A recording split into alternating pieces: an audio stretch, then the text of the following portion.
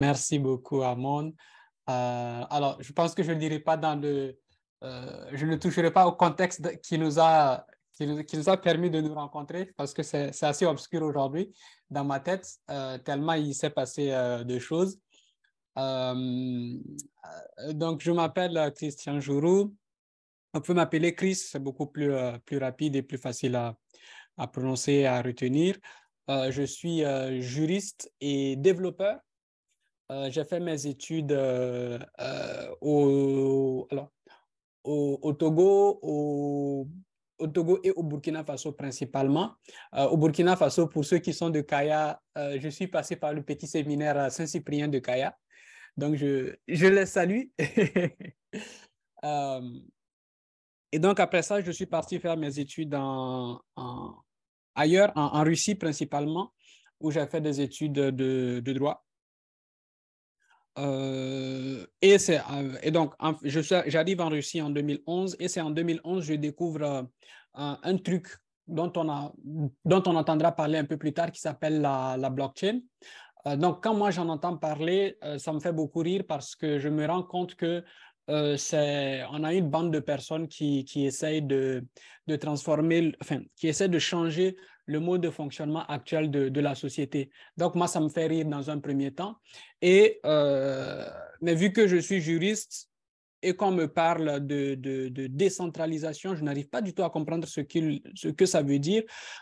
Mais par curiosité, je me lance dedans. Donc, à l'époque, quand on entend parler de décentralisation, enfin, on n'entend même pas parler de décentralisation, on parle vraiment de ce qu'on appelle la blockchain. Alors, pardon, de Bitcoin plutôt, pardon. Ça, c'est 2011, Bitcoin. Donc, c'est chemin faisant que je découvre tous ces termes, tout ce nouveau monde.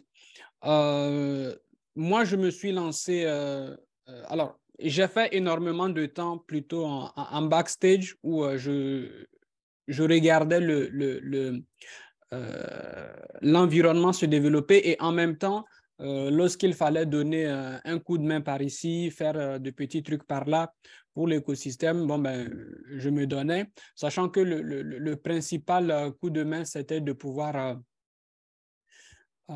faire en sorte que les gens comprennent ce que c'est que ces nouvelles technologies. C'est un peu comme lorsqu'on découvre Facebook. Quand on découvre Facebook, bon, ben, moi, je pense que je me suis enregistré en 2008 ou 2009, je ne sais plus. À l'époque, c'était ceux qui étaient férus un peu de technologie, mais qui étaient extrêmement curieux, qui allaient vers ces outils-là. Et je pense que beaucoup parmi vous se rappellent que beaucoup de nos parents nous disaient c'est des choses diaboliques, il ne faut pas y toucher. Voilà, on a vu ce qui s'est passé durant le Covid. Tout le monde s'est rabattu sur ces nouveaux outils parce que c'était les seuls qu'on pouvait avoir pour communiquer efficacement. Donc, pour revenir à mon propos, lorsque je découvre la blockchain, moi, mon idée, c'est de me dire, il faut que les juristes sachent ce que c'est. Il faut que les juristes comprennent comment ce truc-là fonctionne parce que ça va littéralement changer la face du monde. Et quand je dis littéralement, c'est vraiment dans le sens de le monde que nous connaissons va complètement changer. Il n'est plus du tout ce qu'il est. Et s'il n'est plus du tout ce qu'il est, cela sous-entend qu'il va falloir que quelqu'un s'occupe de prévenir les gens. Alors, pour aujourd'hui, justement, Amon m'a demandé de faire ce cours,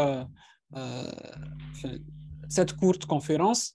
Donc, en tout cas, Amon, félicitations pour tout ce que tu fais. C'est un gros boulot d'évangélisation que tu es en train de mener. Je vous félicite également d'être présent parce que littéralement, nous sommes en train d'écrire l'histoire.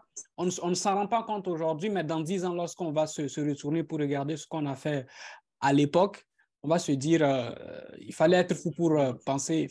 Alors, pour aujourd'hui, nous avons à peu près 45, enfin, je sais que c'est à peu près 1 heure, donc je me suis dit, bon, ben, on va réduire ça à 45 minutes, comme ça on aura 15 minutes de questions-réponses. La thématique du jour, c'est ChatGPT et blockchain, un outil complet pour les juristes. je suis fondateur d'une startup qui s'appelle DeepFab. La particularité de la startup, c'est que nous nous occupons aujourd'hui d'accompagner les entreprises dans leur transformation Web3. Alors, il y a ce qu'on appelle aujourd'hui la transformation digitale. Au sein de la transformation digitale, il y a plusieurs briques. Et la brique la plus récente, ça s'appelle le Web3. Le Web3, c'est, on a pris plusieurs différentes technologies, on les a mis ensemble. Et donc, parmi ces technologies-là, la technologie qui joue le rôle de colonne vertébrale, c'est la blockchain. La blockchain, c'est une base de données complètement décentralisée. Donc, aujourd'hui, notre thématique, c'est un outil complet pour les juristes. Donc, on mélange ChatGPT, qui est une intelligence artificielle dite générative. On va voir tout à l'heure pourquoi on dit générative, et blockchain, qui est donc cette base de données. Alors, retenons dès le départ que notre base de réflexion va être sur deux points. Donc, ChatGPT, qui est une intelligence artificielle, et la blockchain, qui est une base de données. Nous avons 4 sections. Les sections sont d'abord une présentation de ChatGPT qui va nous prendre une dizaine de minutes. Ensuite, une présentation de la blockchain et de son utilité pour les juristes qui va nous prendre également une dizaine de minutes. La section 3, ça va être ChatGPT et blockchain en action. Donc, on va voir une étude de cas, ça va nous prendre 12 minutes.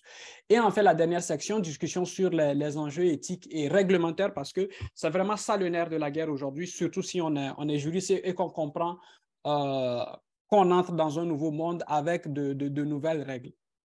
Et enfin, on aura une petite conclusion. Donc, commençons très, très rapidement par la section 1, présentation de ChatGPT. Alors, très, très rapidement, qui a déjà entendu parler de ChatGPT? Vous pouvez juste lever la main en cliquant sur... qui a déjà entendu parler de ChatGPT? OK, je vois ça. Non. Célestin, OK. OK, il y a du monde. Parfait. Génial. Alors, essayons de définir ChatGPT. ChatGPT, ça va être ce qu'on va appeler un modèle de traitement du langage naturel basé sur une architecture GPT. Alors, tout ça, c'est du charabia. On va faire un truc super simple. On a plus ou moins tous le concept d'intelligence artificielle. Quand on parle de l'intelligence artificielle, on aura cette tendance à dire, OK, c'est une sorte de machine à qui on pose une question et qui nous répond. Quand on regarde, enfin, dans la culture actuelle, ou du moins la culture dominante qui est celle occidentale, on voit énormément de films. Je ne sais pas, pour ceux qui ont regardé Terminator, ils voient à peu près le robot. Pour ceux qui ont regardé tous ces films où, par exemple, les Transformers, où on a des voitures qui se transforment pour aller sauver l'humanité, voilà, bref, ce genre de trucs-là, eh bien, ce sont des robots, mais le robot représente ce qui pourrait être l'équivalent de l'homme, qui est la chair humaine, enfin, le corps. Et donc, dans ce robot-là, ce qui va constituer un peu l'équivalent de l'esprit ou de l'âme, ou tout ce qui n'est pas tangible, qui est intangible, qu'on ne peut pas toucher, ça va être une forme d'intelligence.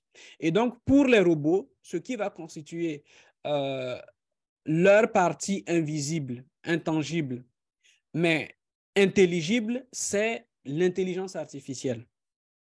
Donc, cette intelligence artificielle va fonctionner en analysant et en générant du texte à partir des données. Littéralement, dans le cas de ChatGPT, pour qu'on arrive littéralement à une intelligence artificielle capable de nous répondre, par exemple, de parler comme dans Transformers, comme dans Terminator, ben, on va d'abord l'éduquer. Et ce mot est super important pour moi quand je parle d'éduquer une IA. Pourquoi? Parce que toute intelligence artificielle est, si vous voulez, une sorte d'enfant ou de bébé. Et donc, chaque intelligence artificielle est contextuelle. Dans le cas de ChatGPT que l'on connaît, le mot-clé, c'est chat. Donc, la particularité de ChatGPT, c'est qu'on va lui poser des questions sous forme de chat, sous forme de texte, et il va nous répondre. Il va nous répondre en rapport avec ce que derrière les créateurs de ChatGPT qui sont représentés par l'entreprise OpenAI vont lui donner comme texte à retenir, à apprendre. Et donc, on va se rendre compte qu'un outil comme ChatGPT peut, dans le même temps, vous parler de philosophie, mais également de mathématiques, mais également de code, mais également de droit, mais également d'économie, etc., etc. Pourquoi? Parce que on lui a appris pendant des années ces éléments-là. On a pris une tonne de données et on le lui a donné en disant, voilà, voici le monde actuel tel qu'il est, voici les données sur le monde actuel, retiens-les. Et lorsqu'on te pose une question, voici les possibles réponses. Et nous avons vu que depuis le mois de novembre-décembre, eh bien, cette intelligence artificielle est en train de grandir, de croître, mais super vite. Ce n'est pas comme nous en tant qu'enfants. Il a fallu 30 ans pour que je sois la personne que je suis aujourd'hui. Ça veut dire qu'il a fallu passer par l'éducation, la nourriture, la protection, etc., etc. Mais pour cette IA, cette intelligence qui est artificielle, en 6 mois, il est en train de devenir assez intelligible. Quand vous utilisez, par exemple, la version 3.5 et la version 4.0, il y a une très grande différence dans la façon dont cette intelligence conceptualise et répond aux questions. Donc, on va laisser les parties techniques, mais dans l'idée, c'est vraiment comme ça qu'on peut se représenter l'IA. Je parle en présence de Amon, qui est spécialiste du sujet, donc je pense que si je dis une bêtise, il va me reprendre et je serai heureux qu'il me reprenne. Donc, nous allons plutôt dans le sens du domaine juridique. Au niveau du ChatGPT, de mon expérience, je l'utilise pour au moins 2 choses. La première, c'est la recherche juridique. Recherche dans le sens de j'ai besoin de pouvoir matcher plusieurs, par exemple, plusieurs articles de loi ou de jurisprudence ou de doctrine pour, par exemple, mettre en place un contrat complexe. Donc, je vais utiliser ChatGPT en version 4 et je vais lui donner, donc je vais le nourrir d'un certain nombre de contrats, d'un certain nombre de doctrines, d'un certain nombre de jurisprudences. Et ensuite, je vais lui dire, à partir de toutes ces données que je viens de te donner, par exemple, écris-moi un contrat de non-divulgation qu'on appelle un NDA en anglais, qui tient compte par exemple, d'un aspect du temps. Ça veut dire sur une période de 5 ans du pays. Donc, si je suis au Burkina Faso, eh bien, je lui dirais de faire en sorte d'écrire le contrat pour que les lois qui soient applicables à ce contrat de non-divulgation soient les lois du Burkina Faso. Et donc, je peux aller dans une hyper personnalisation de mes contrats. Aujourd'hui, quand on va dans un cabinet d'avocat, généralement, l'avocat a ce qu'on pourrait appeler des templates. Ça va être, par exemple, un contrat bateau sur lequel il va ajouter quelques éléments pour personnalisé, le nom, le prénom de la personne, le contexte légal et social, etc., etc. Mais ce que nous permet de faire ChatGPT, c'est d'aller beaucoup plus loin. C'est de prendre en considération toute la personnalité, entre guillemets, de notre client et de dire, OK, voici les données sur mon client. Voici les données complètes. Voici les données de son entreprise et voici ce que mon client veut.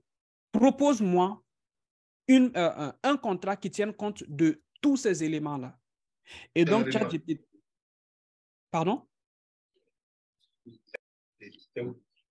Oui, alors, oui, s'il vous plaît, coupez vos micros, comme ça on va... Il y aura un temps pour les questions, ne vous inquiétez pas. Donc, vous allez donner tous les éléments, tous les détails possibles à cette intelligence artificielle et à partir de là, il va vous produire un document aussi complet que possible à partir des éléments que vous lui avez donnés. Vous pouvez lui demander de faire en sorte qu'il vous donne, que ça ne dépasse pas, par exemple, 4000 mots ou bien que ça ne dépasse pas 4 pages. Il va vraiment faire en sorte que les éléments les plus importants soient représentés dans ce contrat-là. Donc ça, c'est pour la recherche juridique. On va avoir également de l'analyse des cas et des conseils. Alors, aujourd'hui, nous sommes en train de passer très rapidement d'une technologie à une autre. Et le gros problème, c'est que on ne comprend pas toujours la technologie qui est en face de nous, ou du moins, on en a une idée générale. Par contre, on ne sait pas comment on l'applique à notre cas professionnel. Par exemple, et on va y venir tout à l'heure, c'est le cas de la blockchain. La blockchain, pour les juristes spécialisés en propriété intellectuelle, je suis sûr que vous êtes en train de vous ronger les ongles parce qu'il y a un nouvel outil qui s'appelle le NFT. Le NFT, lorsque vous le définissez, ou bien lorsque vous allez taper sur Internet, sur Google, la première des choses, on va vous dire que c'est un jeton non fongible. Qu'est-ce que ça veut dire, jeton non fongible? Et on vous montre un NFT qui coûte 150 000 euros, 200 000 euros, 300 000 euros. Et derrière, vous entendez cette histoire de problème sur la propriété intellectuelle, problème sur les droits d'auteur, etc., etc. Vous voulez bien apprendre, vous voulez au moins comprendre, mais même si vous suivez de petites formations gratuites en ligne, et même parfois, j'ai des clients qui viennent vers moi parce que les formations payantes qu'ils ont suivies, ils n'ont rien compris, ou du moins, ils ont juste compris les basiques, mais ils ne sont pas sûrs des éléments qu'ils ont en tête. Eh bien, vous allez vous rendre compte que il y a comme un nouveau monde, mais c'est comme si on a oublié de vous inviter. Donc, vous n'y êtes pas. Et donc, à partir de là, ce qui va vous faciliter la compréhension de ce nouveau monde-là, ben, ça va être cet agent intelligible qui va analyser littéralement ce que vous allez lui donner comme élément, comme détail, ou bien ce que vous allez lui poser comme question, et va littéralement vous donner des réponses qui vous permettent déjà de vous faire une idée générale. Donc, aujourd'hui, ChatGPT est utilisé, et je pousse beaucoup de mes clients à le faire. Bon, c'est vrai que je les encadre parce qu'il faut un certain nombre de mois pour pouvoir vraiment maîtriser l'outil et s'assurer que ce qu'il ressort pas, ce qu'il donne comme réponse n'est pas des inepties. Donc, à partir de ChatGPT, vous allez pouvoir faire en sorte qu'il y ait des éléments de réponse, des éléments également éducatifs. Et l'élément, le dernier élément que j'ai mis dans la partie recherche, c'est la partie rédaction de documents. Et donc, on a vu tout à l'heure, dans la partie, lorsque je vous parlais de la recherche, la partie comment est-ce qu'on peut rédiger un contrat en faisant de la recherche sur les articles de loi, sur les jurisprudences, sur la doctrine, avec ChatGPT. Et donc, on pourrait aller vraiment beaucoup plus loin en parlant des mémos, en parlant des documents juridiques, etc., etc. Bien. Alors, on passe ensuite à l'élément de la section 2 qui est la blockchain et son utilité pour les juristes. Donc là, on va sortir du cadre intelligence artificielle pour entrer dans un autre cadre qui s'appelle blockchain. Alors, à nouveau, ma petite question, qui a déjà entendu parler de blockchain? Juste lever la main comme précédemment, comme ça, j'aurai une idée. OK. 4 personnes. 5. Parfait, parfait, parfait, parfait. OK. Alors, la blockchain. Qu'est-ce que la blockchain? On va sortir de tous ces éléments techniques qui veulent que la blockchain soit un outil technologique et tout le blablabla, pour ne pas se casser la tête. Alors, Sana Alouté, vous pouvez répondre à ma question, s'il vous plaît. Quand est-ce que l'imprimerie a été fondée? Bonjour. Bonjour. Ouais, c'est difficile de répondre à cette question. Je n'ai pas vraiment une idée. OK. Ouais. OK. Mais qui l'a fondée? Aucune idée. Aucune idée? OK, c'est pas grave. Alors, OK, donc question à tout le monde. Qui a fondé l'imprimerie? Qui a créé l'imprimerie?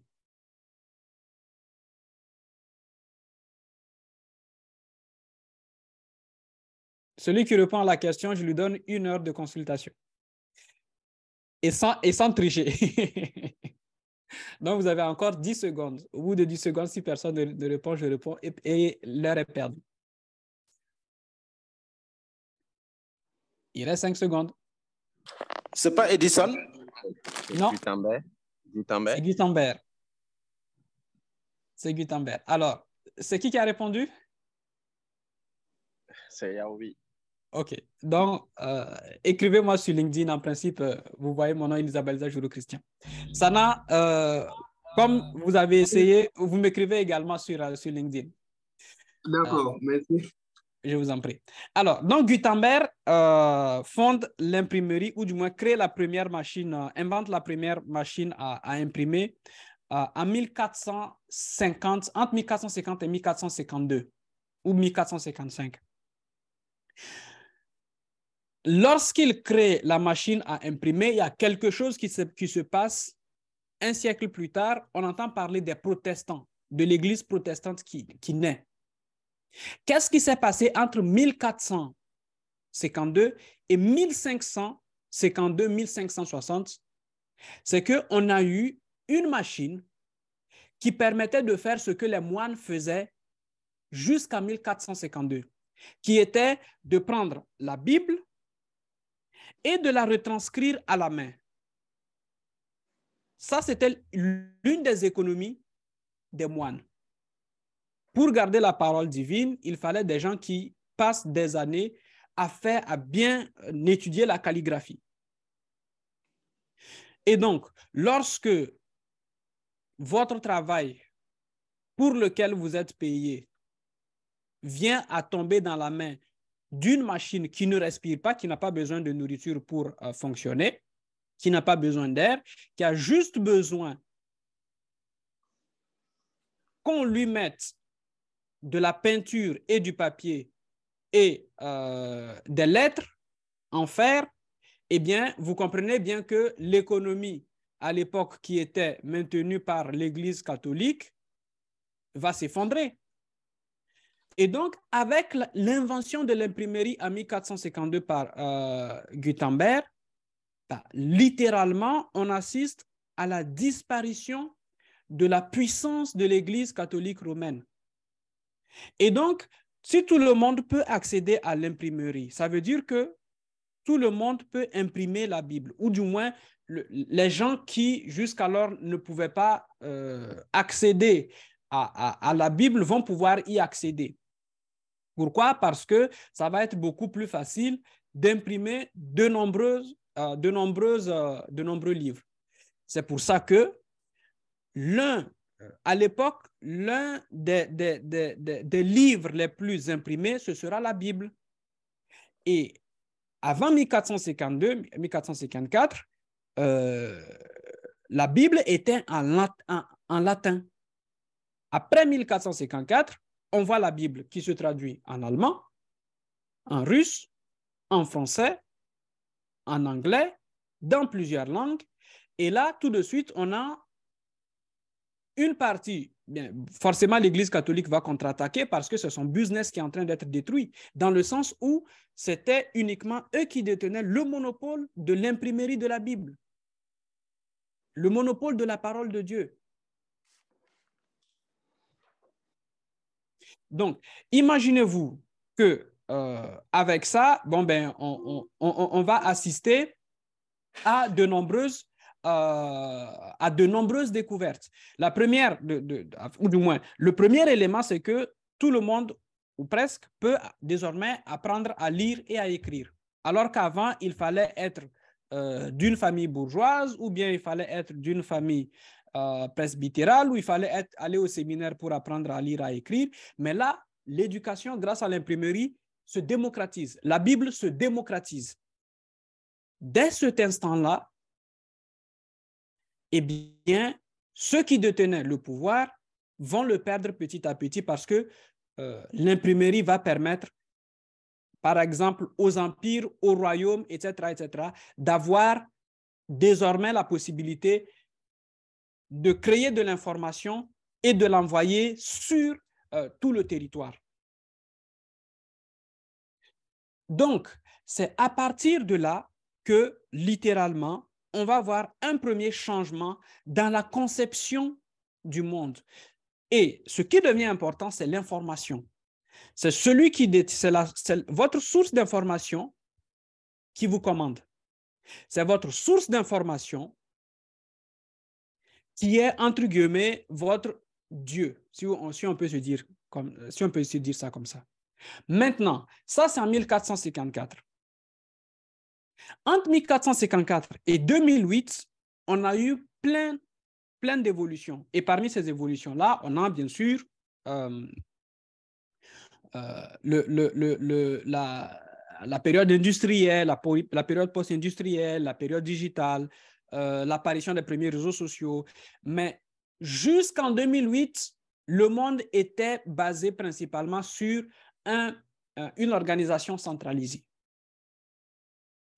Après 2008, ce qui se passe, c'est qu'on a quelqu'un quelque part qui dit « J'ai réussi à créer une sorte de machine à imprimer 2.0 qui, à nouveau, permet de partager l'information sans s'appuyer sur un acteur centralisé. » Aujourd'hui, quand on veut lire et avoir des informations, je sais que lorsque j'étais au Burkina Faso, je ne sais plus si ce journal existe encore, ou bien ces journaux-là. Je sais qu'il y avait le journal Palgal, je sais qu'il y a la RTB, je sais qu'il y a l'Observateur. Voilà, ce sont des sources d'information.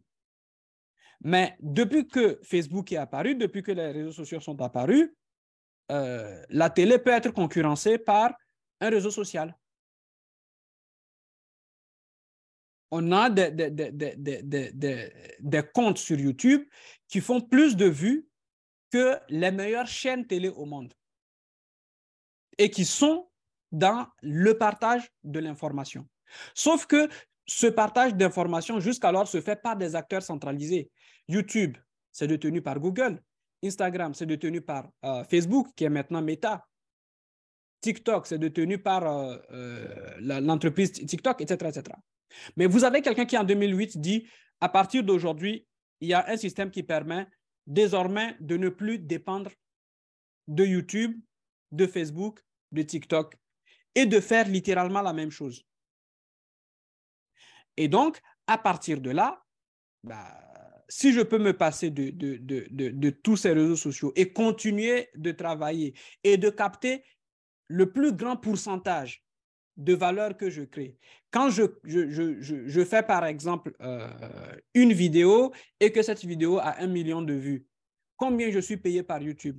Versus si j'utilise aujourd'hui une technologie décentralisée comme, par exemple, la blockchain, une blockchain en particulier, eh bien, je ne vais pas payer à YouTube une partie de l'argent qui va sortir des publicités. Je vais capter la presque totalité de cet argent-là qui a été créé par les gens qui ont suivi mon émission et qui ont regardé mes publicités. Donc, à partir de là, est né ce fameux concept de décentralisation. Et quand on parle de décentralisation, eh bien, comme a mis 454, il y a des gens qui perdent le pouvoir. YouTube est en train de perdre le pouvoir. Enfin, Google est en train de perdre le pouvoir. L'État est en train de perdre le pouvoir. Pourquoi? On va prendre le cas, par exemple, des notaires. Ça, c'est un cas que je rencontre tout le temps. L'un des pouvoirs des notaires, c'est de certifier la propriété d'un bien. En 2016, en Géorgie, la Géorgie européenne, pas la Géorgie américaine, en Géorgie, l'État a mis en place une expérience où, d'un côté, on avait les notaires qui continuaient leur travail, par exemple, de certification, tout ce qui est accompagnement sur le bien immobilier. Et de l'autre côté, ils ont mis en place un cadastre qui fonctionne à 100% sur une blockchain. Aujourd'hui, un tiers des notaires en Géorgie n'existe plus. Pourquoi? Parce que ce tiers n'a pas pu concurrencer la blockchain. Donc, je peux aller en Géorgie et acheter un bien immobilier en une journée. Et ça se fait parce que il y a un nouveau tiers de confiance qui s'appelle la blockchain et on a un tiers de confiance, un ancien tiers de confiance qu'on va appeler traditionnel, qui s'appelle le notaire. Et les deux sont comme en rivalité, sauf que l'un est limité dans le temps, physiquement, etc. Et l'autre, c'est juste une machine qui tourne 24 heures sur 24, tant qu'il a de l'électricité. Et donc, qu'est-ce qui fait que cet élément qu'on appelle blockchain est attractif? Eh bien, le premier élément, c'est cette histoire de décentralisation. L'information qui est détenue dans la blockchain est sécurisée par des centaines, parfois des milliers de personnes à travers le monde. Si on prend par exemple la blockchain Bitcoin. Et donc, cela fait que aujourd'hui, il y a des gens qui vivent 100% blockchain. Leur carte bancaire est directement liée au paiement, par exemple, Bitcoin et autres crypto-monnaies. Leur bien est certifié via la blockchain. Lorsqu'ils sortent pour acheter un pain à la boulangerie, c'est via une carte 100% utilisant la blockchain. Et donc, on se rend compte que cet élément qui est un élément de sécurité est en train de littéralement remplacer tous les agents ou bien toutes les personnes ou bien toutes les sociétés qui jouaient le rôle de tiers de confiance en matière de sécurité. On a également la transparence. En Afrique, on a ce gros problème de je viens, j'achète un lot de terre. Lorsque je veux commencer à construire, à côté, il y a quelqu'un qui vient me dire que littéralement, ce bien-là lui appartient et que c'est son cousin qui a vendu ça dans son dos. Là, il y a un manque de transparence sur la gestion du cadastre. Eh bien, aujourd'hui, la blockchain est utilisée pour faire régner cette transparence. Et l'information qui est contenue au sein de la blockchain est immuable. Ça veut dire qu'une fois que cette information y entre, une fois que ce lot de terre est en mon nom, personne au monde ne peut l'effacer. Ou du moins, les gens vont essayer de l'effacer, mais ça va être très, très compliqué. Et bien sûr, on pourra parler, par exemple, de la création de preuves en utilisant la blockchain. On pourra parler de la transformation des différents actifs. Là, je parlais d'un actif qui était l'immobilier. On peut parler d'autres types d'actifs comme, par exemple, les actions d'entreprises. On peut parler de l'art. Je sais qu'au Burkina Faso, on fait beaucoup d'art. Et parfois, on va voir quelqu'un en Europe porter un truc qui porte le nom Prada, etc. Mais on dit, mais non, ça, c'est pas Prada. Ça, c'est un artiste burkinabé qui l'a fait. J'étais là. Et moi, vous dites, non, non, non, c'est Prada qui l'a fait, voici la marque Prada. Donc, comment est-ce qu'on protège tout ça? Et l'autre chose, c'est que d'un point de vue... oui, alors, Il Boudo, je vais vous demander de fermer votre micro, s'il vous plaît. Merci beaucoup. Donc, avec la blockchain, on va pouvoir protéger tous ces trésors nationaux. On va pouvoir dire, cet élément, cette marque, ce pagne-là vient du Burkina Faso. Et sur la blockchain, on a la preuve. Donc, si tu veux les utiliser, il va falloir que tu payes un certain nombre de royalties. Ça, c'est ce que la blockchain permet de faire aujourd'hui et que les juristes peuvent commencer à proposer à leurs clients. Alors, on va passer à la section numéro 3 qui est ChatGPT et blockchain en action et on va étudier un cas d'usage. Alors, tout au long de notre discussion, on a parlé de pas mal de cas d'usage. On a parlé tout à l'heure de l'immobilier, on a parlé de l'art. Maintenant, on va mélanger les deux technologies. J'ai pour habitude de dire la blockchain sert de mémoire.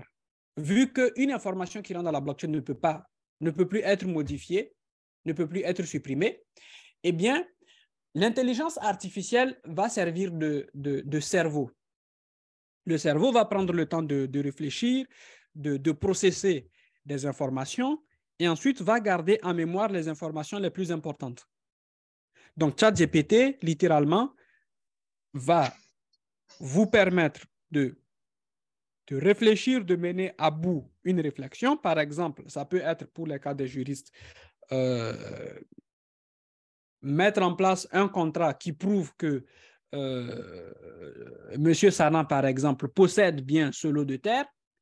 Et ensuite, une fois qu'on a fini de créer ce contrat avec ChatGPT, lui donner derrière le cas, la spécificité d'immuabilité. Donc, garder ce contrat sur une blockchain pour éviter que quelqu'un ne vienne demain réclamer ce lot de terre qui appartient déjà à M. Sana. Donc, on va utiliser ChatGPT pour rédiger ce contrat. On va, par exemple, l'utiliser pour, par exemple, faire de la protection des données personnelles. Ça veut dire que derrière, on va demander à ChatGPT d'analyser un site au complet et de ressortir les vulnérabilités qui peuvent faciliter un vol des données. Ça, c'est pour les DPO, donc qui s'occupent du RGPD au sein des entreprises ou des avocats DPO. Et une fois que ChatGPT nous donne ces résultats-là, nous, on va commencer par faire colmater les vulnérabilités et ensuite, en tant que preuve, prendre toutes ces vulnérabilités colmatées, les envoyer sur une blockchain et dire, OK, si demain on a un problème de vol d'informations et qu'il y a une réclamation venant d'un client, eh bien, on va pouvoir lui dire, en réalité, voici l'audit qu'on a fait qui prouve qu'on est safe. Donc, s'il y a eu vol de données, c'est peut-être de votre côté et on peut vous accompagner. Voilà. Là, je prends vraiment des exemples, des cas d'études sur lesquels j'accompagne un certain nombre, soit d'entreprises, soit de startups qui s'y lancent. On peut parler de ce que nous appelons la tokenisation d'actifs. Donc, tokeniser un actif, c'est littéralement transformer cet actif-là en jeton. Par exemple, le lot de terre appartenant à M. Sana, on peut le transformer en jeton. Et ensuite, ce jeton-là peut être revendu. Ce jeton-là, ça va être un NFT qui peut être vendu à une autre personne. Ça peut être un NFT qui peut être fractionné en plusieurs, en des valeurs égales. Par exemple, si ce lot est bien placé quelque part à Ouagadougou et que je veux une part de ce lot-là et que M. Sana est d'accord, eh bien, on peut diviser ce jeton-là en 2, 3, 4, 5, 6 Y et je lui achèterai un bout du jeton. Et donc, je serai propriétaire au même titre que M. Sana, sauf que ce qui va faire la différence entre lui et moi, ça va être la valeur que chacun détient. Et donc, si sur ce lot-là, on construit une maison et qu'on loue cette maison-là, si je détiens 20% de ce jeton, eh bien, je recevrai 20% de ce que la location fournira.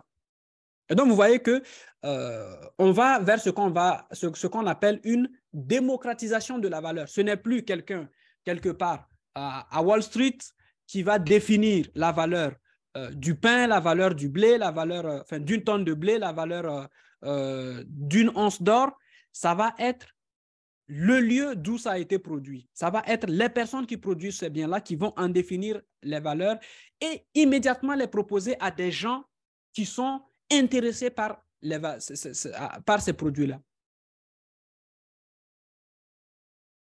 Un dernier exemple, on est talonné par le temps, c'est la traçabilité alimentaire. Je prends toujours cet exemple-là, on a 2 cultivateurs, un cultivateur en Espagne et un cultivateur au Burkina Faso. Le cultivateur en Espagne, disons que les deux cultivent les mangues. Le cultivateur en Espagne cultive des mangues en utilisant des pesticides dans le sud de l'Espagne et il ne s'en cache pas parce qu'ici, il y a une question de transparence. Par contre, le cultivateur au Burkina Faso, lui, il produit ses mangues, par exemple des mangues, je vais dire une bêtise, dont les arbres sont par exemple vers Kaya. Kaya a sa spécificité. Kaya, c'est assez, je ne dirais pas montagneux, mais voilà, il y a pas mal de collines. Donc, quels sont les éléments particuliers liés à la terre de Kaya? Et qu'on peut ressortir en disant, on va aller au laboratoire et on va analyser les différents éléments, les oligo-éléments qui sont dans cette mangue produite à Kaya. Et à partir de là, si on se rend compte que les nutriments qui sont dans cette mangue sont beaucoup plus riches que les nutriments qui sont dans la mangue produite par le cultivateur en Espagne, ce qui va définir la valeur de cette mangue, ce n'est plus quelqu'un à Wall Street qui va dire la tonne de mangue se vend à X, ça va être plutôt le cultivateur de Kaya qui va dire la tonne de mangue que nous produisons à Kaya se vend à tel prix. Pourquoi? Parce que voici la valeur nutritive, voici les particularités de la terre qui produit ces mangues-là. Par exemple, si c'est à côté, je sais pas, d'une source de soufre ou bien, voilà, des éléments vraiment super précis, super enrichissants pour la terre. Et il n'y a pas besoin de pesticides, par exemple. Donc, ça va être non seulement bio, mais avec des éléments enrichis. Et donc, le prix de cette tonne de mangue produit à Kaya va être supérieur au prix de celui du cultivateur qui a fait ces mangues avec des pesticides dans le sud de l'Espagne. Et donc, de cette façon-là, le cultivateur de Kaya va pouvoir définir la valeur de la tonne de mangue. Voilà, ça c'était le dernier exemple. Et aujourd'hui, par exemple, j'accompagne une startup qui fait de la traçabilité alimentaire et qui est dans cette optique-là. Voilà. Alors, tout ça, c'est bien beau, mais il faut tenir compte des aspects éthiques et réglementaires. Parmi les aspects éthiques, le premier des grosses problématiques, c'est la confidentialité. C'est la protection des données des utilisateurs, que ce soit au niveau de ChatGPT comme intelligence artificielle, comme cerveau, si vous voulez, cerveau numérique, ou que ce soit comme blockchain en tant que mémoire numérique. Il va falloir mettre en place un système qui permet de dire, OK, sur des bases de données centralisées, c'est beaucoup plus facile d'assurer le respect du RGPD. Par contre, lorsqu'on combine ChatGPT à la blockchain, ça devient complètement difficile parce qu'on n'est plus dans le même environnement centralisé. C'est un environnement complètement décentralisé, notamment avec la blockchain. Donc, comment est-ce qu'on assure la protection des données? Eh bien, au sein de l'Union européenne, moi, en tout cas, je suis en train de pousser qu'il y ait une forme de RGPD, mais uniquement fait pour les blockchains, qui va respecter toute l'idéologie, toute la réalité de la blockchain. Ensuite, le biais des algorithmes. Alors, il faut être très calé dans son domaine. Donc, si je suis un DPO, je suis en mesure d'utiliser ChatGPT sans problème. Parce que si ChatGPT commence à me sortir des inepties, je le saurai. Et donc, je pourrais le corriger. Par contre, si je n'ai pas la capacité, si je n'ai pas la connaissance, eh bien, je prendrai tout ce que ChatGPT dit pour de la réalité. Donc, il faut être spécialiste dans son domaine pour pouvoir utiliser ChatGPT de façon efficiente et proéminente et efficace. La responsabilité. Alors, il y a une double responsabilité. Lorsqu'on utilise ChatGPT, par exemple, il faut être donc expert dans son domaine et s'assurer que ce qu'il va ressortir, on le relit pour s'assurer qu'effectivement, tout convient. Ou du moins, tout est OK. Moi, j'utilise beaucoup ChatGPT, mais en tant qu'assistant. Ça veut dire que si j'ai besoin, par exemple, cette conférence, je l'ai préparée en demandant à ChatGPT, en lui donnant la thématique et en lui disant, OK, prépare-moi une conférence de 45 minutes et dans cette conférence-là, divise-la en quatre sessions plus une conclusion. Et je veux qu'il y ait d'abord une présentation de la blockchain, ensuite une présentation de ChatGPT, ensuite un mix des deux, la partie réglementaire et une conclusion. Et donc, je lui ai donné tous ces éléments et il m'a ressorti littéralement 5 pages. Et donc, ces 5 pages-là, j'ai regardé, j'ai fait des corrections, je lui ai demandé d'aller sur Internet et de me fournir des données actuelles. Et donc, il l'a fait. Et en 10 minutes, j'avais ma conférence qui était prête. Mais il faut pouvoir prendre du temps. Alors, j'ai eu la chance. J'ai pris le temps de m'entraîner pour comprendre comment est-ce que ChatGPT fonctionne. Et donc, c'est quelque chose qu'aujourd'hui, j'enseigne. Vous allez entendre beaucoup parler des ingénieurs prompteurs. Prompt engineer, ça veut dire que ce sont des gens qui maîtrisent ChatGPT et à qui on va demander de faire un boulot et qui vont le faire dans le sens qui leur est demandé. Et donc, je pense que ça, par exemple, c'est quelque chose, si quelqu'un a une idée de mettre en place ce service-là au Burkina Faso où il y a un certain nombre d'assistants qui sont là et qui vont littéralement permettre aux gens quelque part ici en Europe de pouvoir rapidement avoir accès à de l'information, préparer des conférences comme ce que j'ai fait avec ChatGPT, ben, voici un type de business qui peut s'ouvrir en Afrique. Voilà. On va également parler de l'évolution du cadre juridique. Alors, je ne sais pas au Burkina Faso quel est le cadre juridique aujourd'hui pour ChatGPT ou pour la blockchain. En tout cas, je sais que pour la blockchain, ici en Europe, on a déjà MiCA qui est entré enfin, qui a été adopté par l'Union européenne. Actuellement, je travaille avec quelques représentants d'État pour mettre en place une régulation en lien avec la blockchain et notamment tout ce qui sera en relation avec la protection du consommateur et des investisseurs. Mais il va falloir faire progresser tous ces éléments-là. Et enfin, on a un dernier élément dont je n'ai pas voulu parler qui s'appelle les smart contracts. Les smart contracts, c'est des contrats, mais qui fonctionnent uniquement sur la blockchain. Donc, ça va être par exemple un contrat de vente, mais qu'on va transformer en code et qu'on va mettre sur la blockchain et qui va surveiller ce que chaque co-contractant fait. C'est-à-dire, derrière, ça va être, est-ce que chaque co-contractant a respecté ses obligations? Et s'il a respecté ses obligations, ce contrat, qu'on dit intelligent, va créer une preuve sur la blockchain. Et une fois que cette preuve est créée, il va notifier l'autre partie que son co-contractant a rempli ses obligations et que c'est à son tour de remplir les siens.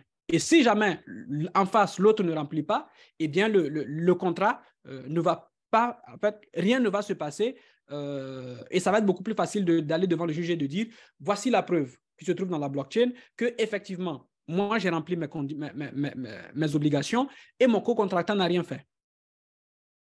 Voilà. Donc, en peu de mots, voici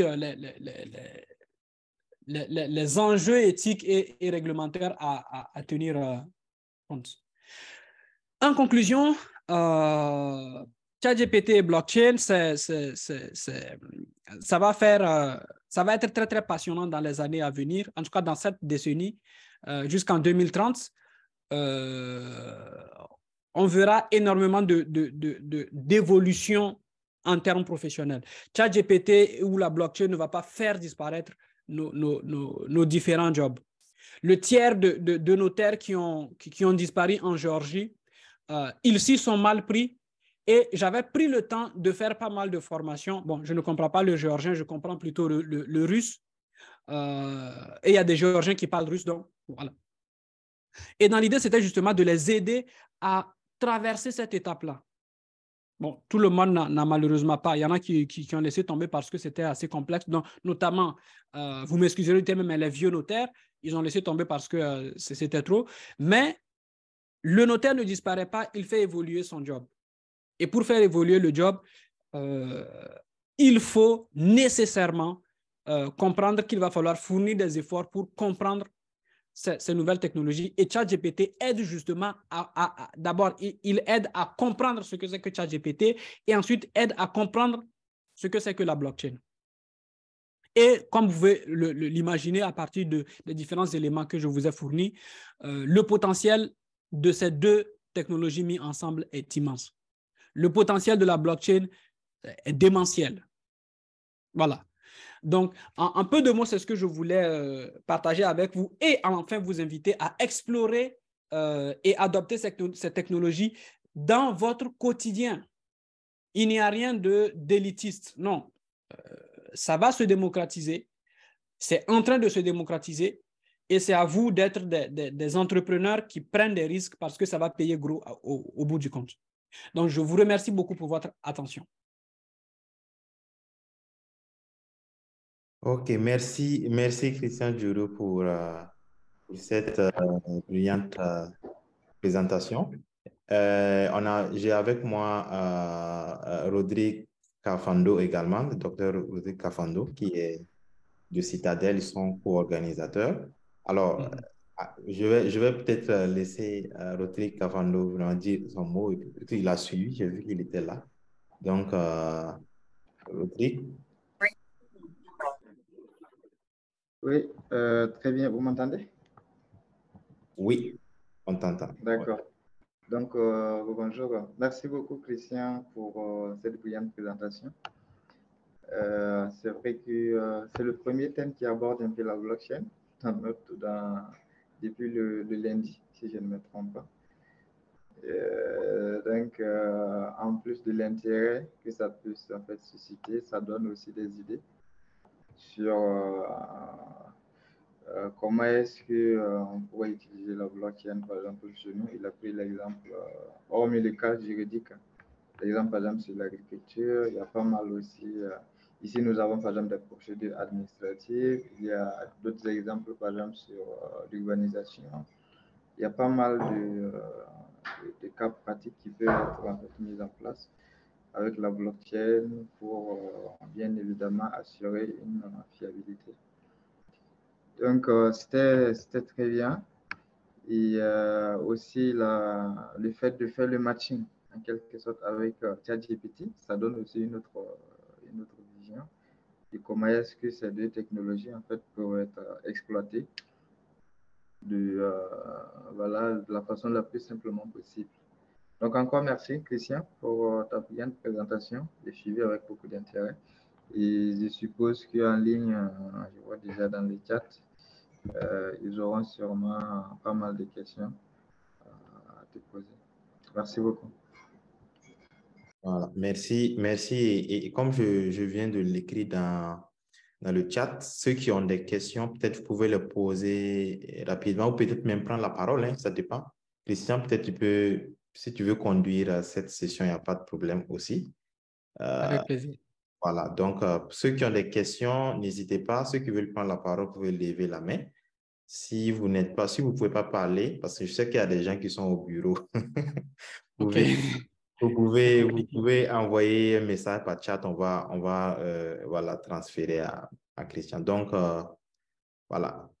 Vous pouvez lever vos mains maintenant.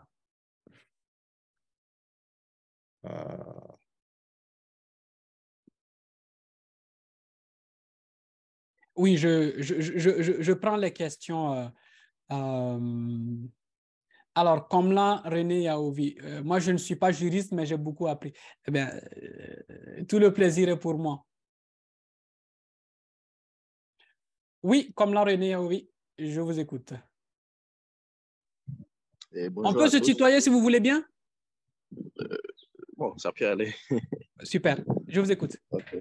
Et déjà, merci pour la présentation et merci aux organisateurs pour ce programme. Je suis Yaobi René, je suis doctorant en foresterie. Je travaille beaucoup plus sur la modélisation des services écosystémiques, d'où l'intérêt pour l'intelligence artificielle et tout ce qui est... C'est vrai, j'ai dit que je ne suis pas juriste, mais j'ai suivi avec beaucoup d'attention. Et ça a suscité une autre question à mon niveau, avec l'évolution du numérique, où il y a beaucoup d'innovations. On voit que ça prend en compte beaucoup de domaines. Je prends le cas, en tout cas dans le domaine du droit. Et je suppose qu'indépendamment de ce que vous avez fait comme formation de juriste, vous étiez obligé de venir faire une autre formation parallèle dans le numérique. Est-ce à dire qu'aujourd'hui, vu l'évolution du numérique, qui devient un outil, je vais dire, transversal, qu'il faut nécessairement en parallèle se faire former dans d'autres domaines tels que vous l'avez fait? Et si c'est ça, est-ce que ce n'est pas mieux de, comment dire, de le recommander dans nos universités? Parce que je crois bien comprendre que l'activité qui est organisée, c'est un truc quand même global. Il y a plusieurs universités qui sont intéressées. Il ne faut plus que les juristes restent dans leur coin avec leurs droits, que les forestiers restent avec leur botanique. Est-ce qu'à un moment donné, il ne faut pas prendre les nouvelles innovations et commencer par les enseigner pour que tout le monde soit, entre griffes, au même niveau de pouvoir les exploiter? Et à ce niveau, j'aimerais demander aux conférenciers, indépendamment de ses formations de droit, est-ce qu'il a fait d'autres formations dans le numérique pour pouvoir vraiment avoir la capacité d'aborder ces sujets, ou bien c'est juste l'auto-formation sur le terrain qui lui a permis de pouvoir s'adapter et se positionner sur le numérique avec le droit en même temps? Merci. Super. Merci beaucoup. Si tu le permets, je vais t'appeler René. Oui, merci beaucoup, René. OK, super. Merci bien. Alors,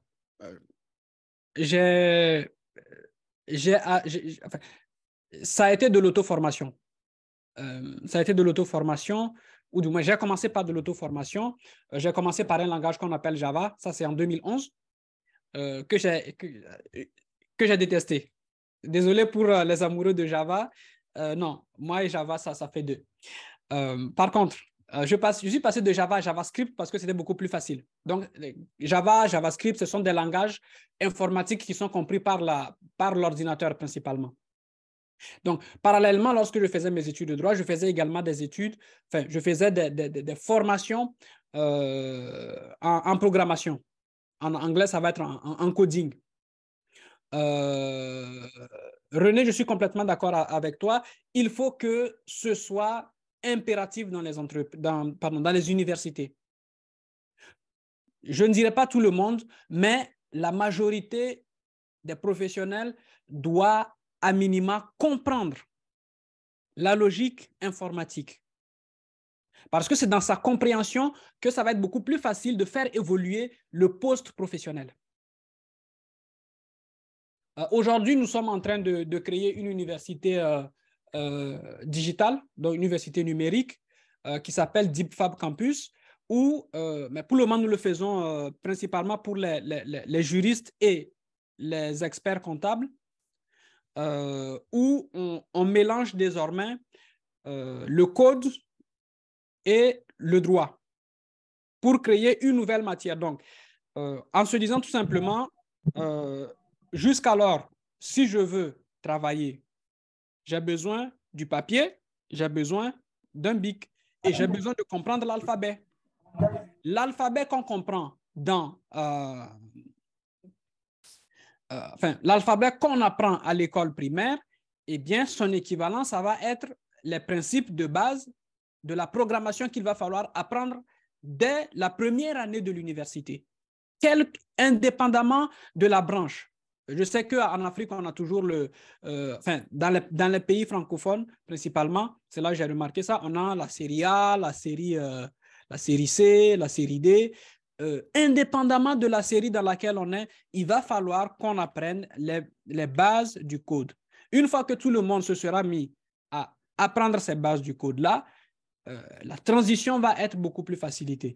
Et aujourd'hui, nous sommes en train, par exemple, avec DeepFab Campus, de travailler avec un groupe qui a une vingtaine d'universités, enfin d'écoles privées à travers le monde pour pouvoir, et je ne suis pas sûr qu'il soit au Burkina Faso, mais pour pouvoir déjà mettre en place des premiers cours qui mélangent à la fois la partie juridique et la partie programmation. Donc, il se pourrait bien que l'année prochaine, vous voyez certaines écoles commencer à faire ces propositions-là. Et je suis bien sûr ouvert à coopérer, par exemple, au Burkina Faso, que ce soit avec les universités ou bien les écoles privées, pour mettre en place déjà de première branche dans ce sens-là. Parce que ici, je le fais et j'ai l'intention de le faire en Afrique parce qu'il faut qu'on soit au même niveau, en tout cas pour ces nouvelles technologies. René, est-ce que j'ai répondu à ta question? Oui, c'est très bien. Merci. Parfait, merci beaucoup. Voilà, je sais que tu es dans la foresterie, enfin, tu es dans la forêt et que tu bosses principalement sur ça, mais regarde, je te conseille énormément de regarder tout ce qui est traçabilité des essences forestières et comment est-ce que littéralement la blockchain peut aider tous ceux qui travaillent dans la foresterie à tracer les essences, par exemple, en voie de disparition, les essences les plus abondantes, les essences les plus réclamées sur le marché et comment justement en maîtriser l'exploitation. Et ça, la blockchain le permet à 100%. Si tu veux, tu me fais un message sur LinkedIn, on pourra en discuter. Ensuite, merci beaucoup René. Adama Koulibaly. Merci pour la proposition. Je vous en prie. Qu'est-ce qu'il faut à un notaire pour exploiter cette technologie aujourd'hui en termes de démarche, compétences, formation, équipement? OK, super. Très bonne question, Adama. D'abord, première question, qu'est-ce qu'il faut à un notaire pour exploiter cette technologie? Déjà, un esprit ouvert. Je ne sais pas si... alors, je vais vous tutoyer tous, si vous voulez bien, et toutes. Donc, je vous demande votre... non, mea culpa si jamais. Voilà, c'est beaucoup plus facile pour moi parce que j'ai l'habitude. Donc, il faut un esprit ouvert. Ça, c'est la première des choses. Il faut comprendre que c'est un monde qui est en train de passer et un monde qui est en train à la fois d'apparaître. Donc, il va falloir produire des efforts pour adopter ce nouveau monde-là. Comment? Bien sûr, il faut updater, il faut mettre à jour ses connaissances. Il faut pas mal de formation avant d'aller vers des équipements. Parce que une fois que vous avez compris comment est-ce que cette technologie influence votre quotidien professionnel et pourquoi pas personnel, l'étape d'après, c'est que vous allez également aller dans le sens de, OK, moi j'ai besoin de ce type d'outils, j'ai besoin de ce type d'équipement. Quelqu'un peut venir et vous proposer un équipement ou bien un outil, mais est-ce qu'il répond vraiment aux besoins liés à votre profession? Donc, il faut d'abord une formation qui va aboutir à j'ai pu définir mes besoins et à partir de ces besoins-là, voici potentiellement l'outil dont j'ai besoin pour travailler au quotidien en tant que notaire, en tant que forestier, en tant que juge, etc., etc. Voilà. Merci beaucoup, Adama. J'espère avoir répondu à ta question. À la mienne, est-ce que ChatGPT ne va pas permettre aux étudiants codeurs et bien d'autres et bien dans d'autres domaines de faire moins d'efforts de réflexion? À première vue, c'est ce qu'on peut se dire, mais la réalité est tout autre. Oui. Alors, par exemple, dans ma startup, nous utilisons déjà ce qu'on appelle copilote ou bien copilote pour les étudiants qui sont dans la programmation et qui utilisent GitHub. Copilote, c'est littéralement c'est du chat GPT, mais qui nous facilite l'écriture rapide du code. Est-ce que ça va pousser les étudiants à faire moins d'efforts? Je ne pense pas. Parce que, comme je le disais tout à l'heure, pour pouvoir utiliser cette technologie, en tout cas, en ce moment-là, il faut être déjà expert de son domaine. Donc, on va plutôt voir des professionnels ou de jeunes professionnels ou de futurs jeunes professionnels qui vont grandir en même temps avec ChatGPT. Et donc, ils vont l'incorporer dans leur vie quotidienne, dans leur vie professionnelle et personnelle. Et à la fin, au lieu plutôt de voir ces étudiants devenir paresseux parce qu'ils sont assistés par ChatGPT, on va plutôt voir des étudiants, de jeunes professionnels qui deviennent beaucoup plus performants, beaucoup plus créatifs. Parce que justement, ils peuvent discuter, ils peuvent s'appuyer sur une intelligence artificielle qui est connectée directement à Internet, donc qui a accès à de l'information fraîche non-stop et qui leur permettent de mettre à jour leurs connaissances quotidiennement. Donc, ça veut dire que, littéralement, on va aller vers plutôt une personnalisation de la formation. Deux étudiants qui commencent la première année n'ont pas le même niveau, qu'on le veuille ou non. Il y a forcément un étudiant qui est plus avancé et un étudiant qui est moins avancé. Donc, en utilisant le ChatGPT dans l'éducation, eh bien, ça va permettre aux professeurs, en gardant toujours la même énergie, de pouvoir suivre l'évolution de deux étudiants et de se dire, OK, cet étudiant est plus avancé que celui-là.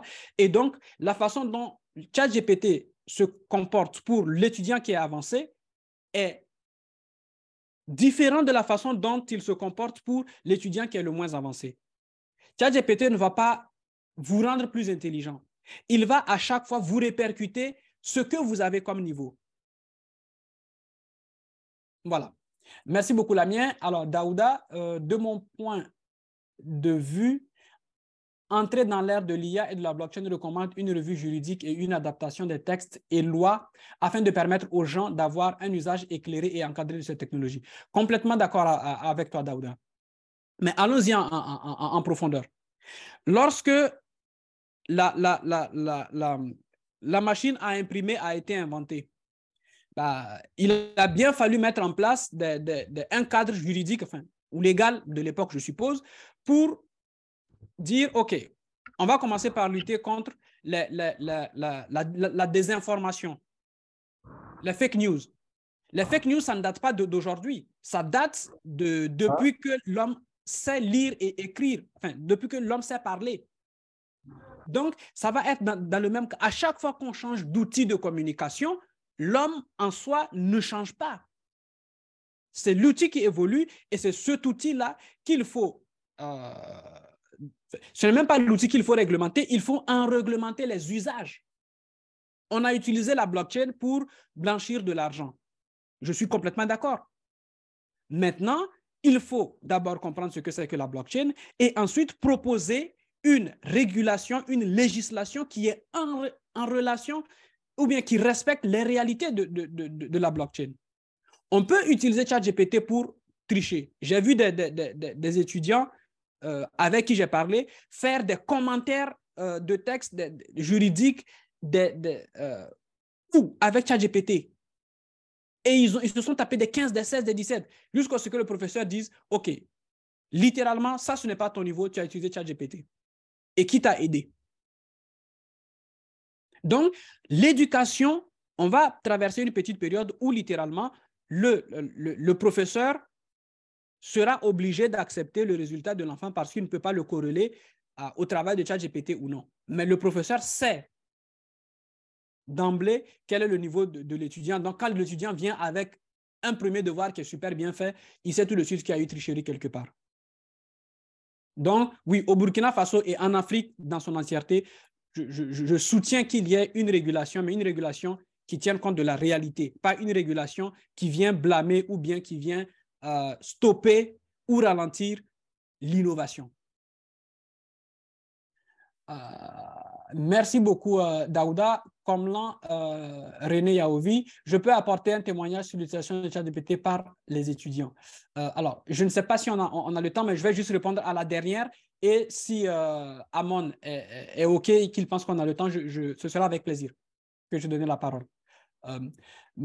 Nabi Edmond, merci pour cette belle présentation. Une question, est-ce qu'il existe un risque quant à l'usage de nos données personnelles dans ChatGPT? Si oui, comment se protéger lors de l'usage de ChatGPT? Alors, je ne vous conseille pas aujourd'hui d'utiliser ChatGPT pour les aspects professionnels parce que pour le moment, lorsque vous l'utilisez, un certain nombre de données sont collectées pour pouvoir continuer d'entraîner le chat. Par contre, je sais qu'ils ont émis une version business qui permet de garder les données dans son entreprise. Et à la limite, je pense que vous pouvez retrouver l'information. Il va falloir s'informer quotidiennement pour voir quand est-ce qu'il faut commencer à l'utiliser pour son entreprise. Mais pour le moment, je ne vous conseille pas. Pour les données personnelles également, moi, je l'utilise à mes risques et périls. Donc, si vous l'utilisez également, ce sera pour le moment à vos risques et périls parce qu'on n'a pas encore défini, il n'y a pas encore une application du RGPD en lien avec une IA parce que c'est un écosystème tout neuf qui a besoin de son propre RGPD, entre guillemets. Voilà, je pense que c'est tout pour moi. Amon, si tu es d'accord, on peut donner à René la possibilité de partager très rapidement avec nous l'utilisation de ChatGPT par les étudiants.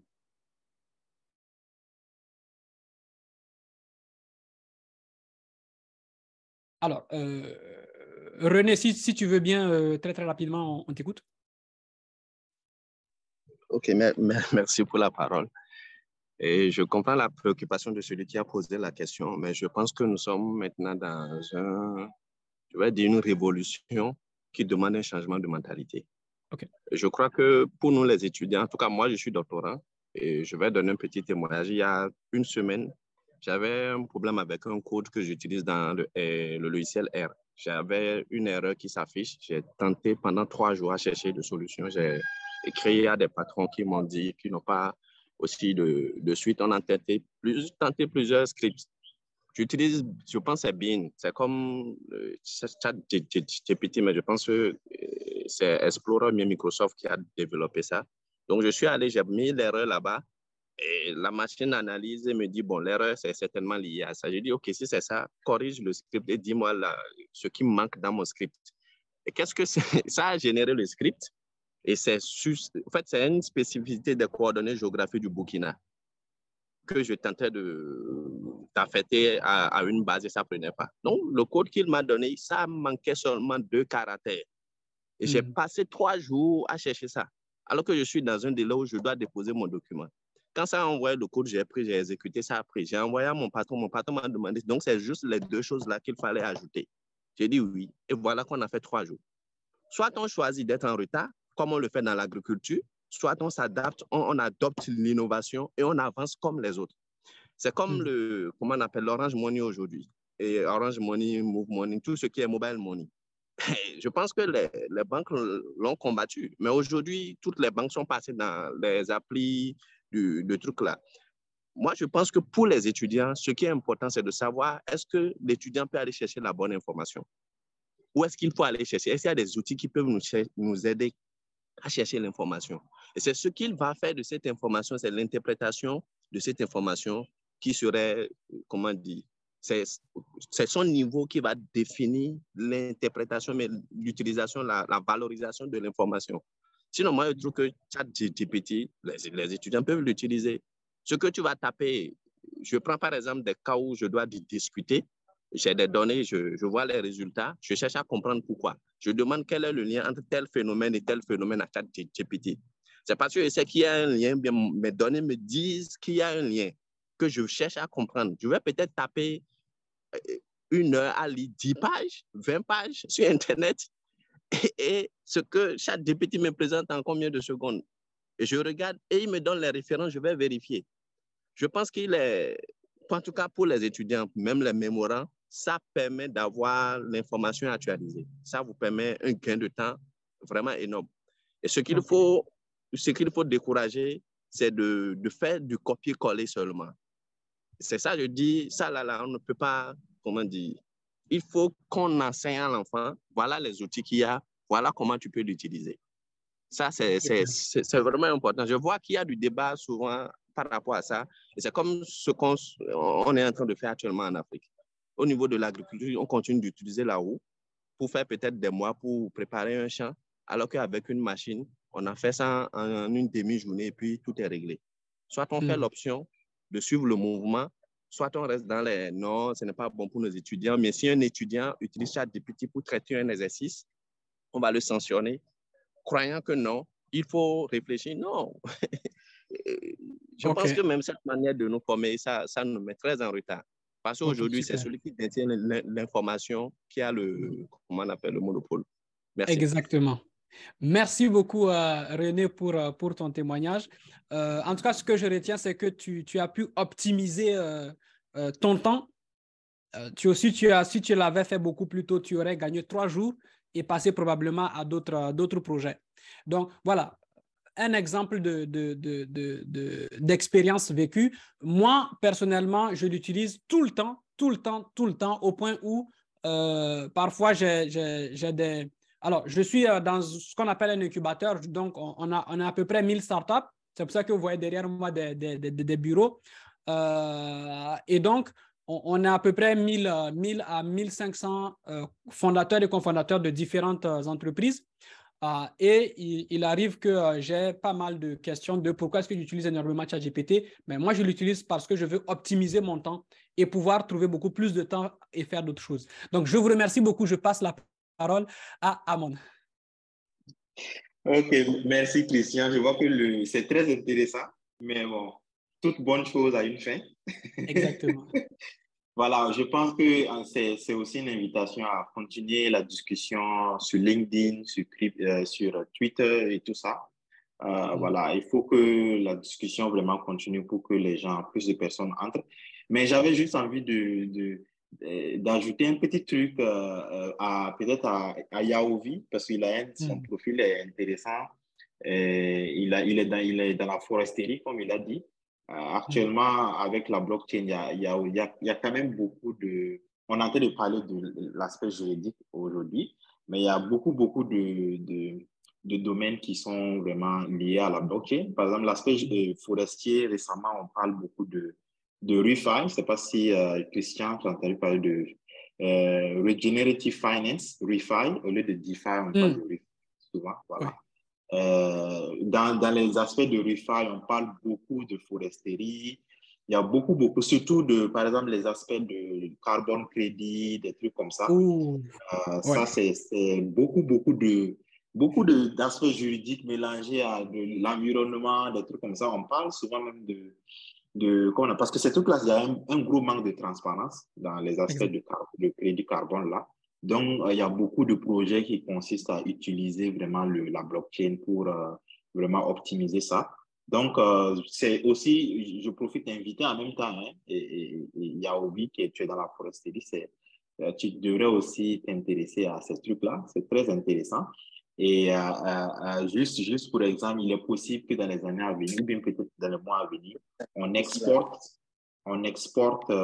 du crédit carbone.